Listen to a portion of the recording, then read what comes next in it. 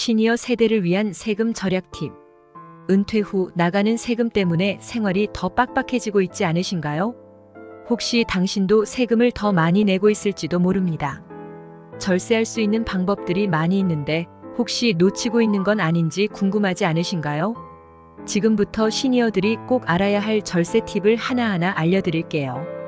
은퇴 후 안정적인 재정을 유지하기 위해서는 세금 절감 전략이 매우 중요합니다. 연금 수령, 투자 소득, 부동산 및 상속 관련 절세 전략 등을 통해 불필요한 세금 부담을 줄일 수 있습니다. 시니어들은 다양한 세금 혜택과 절세 방법을 놓치기 쉽지만 이를 정확하게 알고 활용하면 생활비를 효율적으로 관리할 수 있습니다. 지금부터 시니어 세대가 활용할 수 있는 구체적인 세금 절약 팁을 단계별로 살펴보겠습니다. 시청자 여러분의 구독과 좋아요는 영상 제작에 큰 힘이 됩니다. 구독 버튼이 부담되시면 좋아요만 눌러주셔도 됩니다. 1. 기본적인 세금 절약 전략 이해하기. 시니어 세대에게 중요한 재정 요소 중 하나는 은퇴 후 발생하는 소득입니다. 우리나라는 연금 소득, 이자 소득, 배당 소득 등 다양한 소득에 대해 각각의 세율이 적용됩니다. 이를 제대로 관리하지 않으면 예상치 못한 세금 부담을 느낄 수 있습니다. 소득세율 이해. 우리나라의 소득세율은 누진세 구조로 되어 있으며 소득이 많을수록 높은 세율이 적용됩니다. 연금 소득도 일반 소득세와 동일한 세율로 과세되므로 연금 수령을 분할하여 소득세 구간을 조절하는 것이 좋습니다. 연금저축과 개인형 퇴직연금 IRP 활용. 연금저축과 IRP는 세액 공제 혜택이 제공됩니다.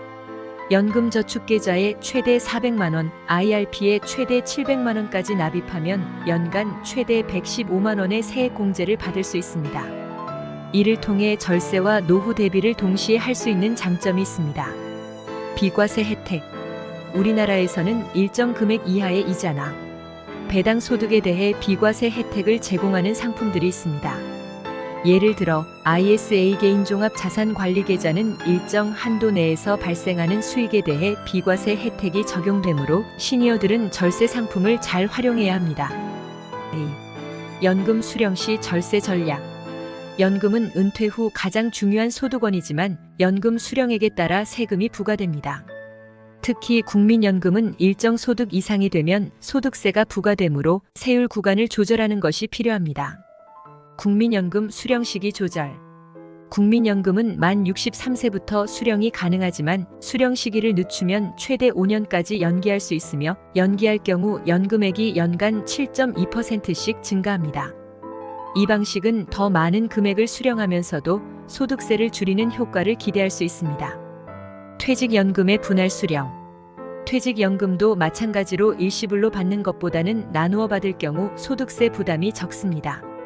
일시불로 수령할 경우 퇴직소득세가 부과되지만 분할 수령하면 연금소득세로 과세되어 상대적으로 낮은 세율을 적용받습니다. 3. 의료비와 보험료 공제 활용.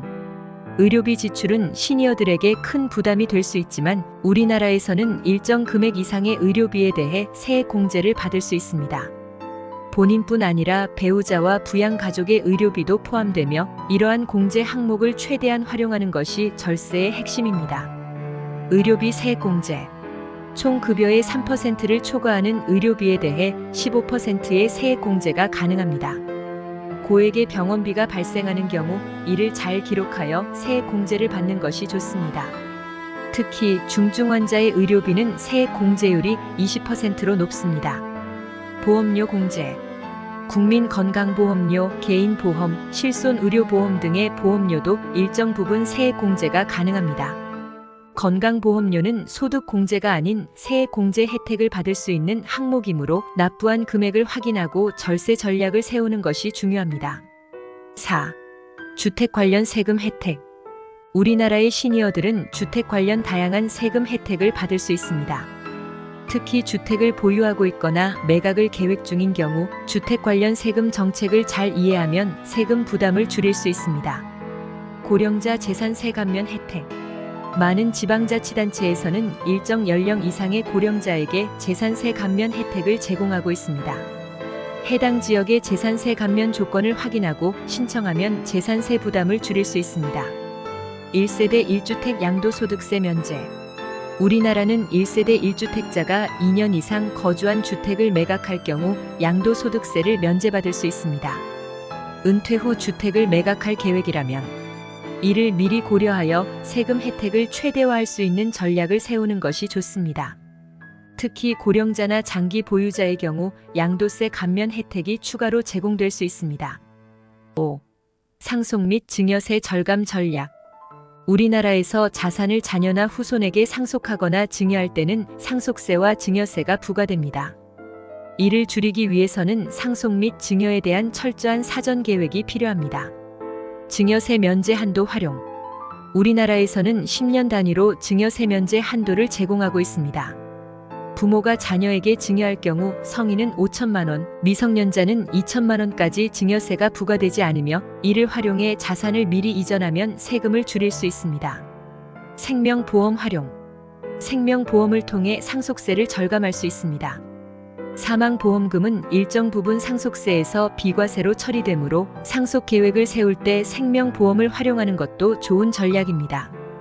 이를 통해 상속세 부담을 줄이고 자산을 보호할 수 있습니다. 6.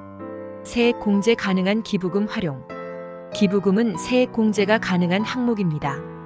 시니어들이 자선단체나 비영리 단체에 기부를 할 경우 세액 공제를 통해 세금 부담을 줄일 수 있습니다. 기부금 세액 공제. 공인된 단체에 기부한 금액은 최대 15%의 세액 공제를 받을 수 있습니다. 만약 법정 기부 단체에 기부하면 최대 30%의 세액 공제가 가능하므로 기부 시 어떤 단체에 기부하는지 잘 확인하고 공제 혜택을 받는 것이 중요합니다. 나누어 기부하기. 큰 금액의 기부는 여러 해에 걸쳐 나누어 하면 세액 공제 혜택을 더 길게 누릴 수 있습니다.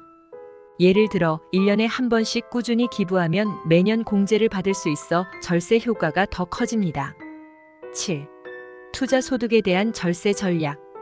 은퇴 후에도 다양한 투자 활동을 통해 추가적인 소득을 얻을 수 있습니다. 주식, 채권, 펀드 등에서 발생하는 배당 소득이나 이자 소득에 대해 절세 전략을 세우는 것이 중요합니다. 배당 소득 분리과세. 일정 금액 이하의 배당 소득에 대해 분리과세가 적용됩니다.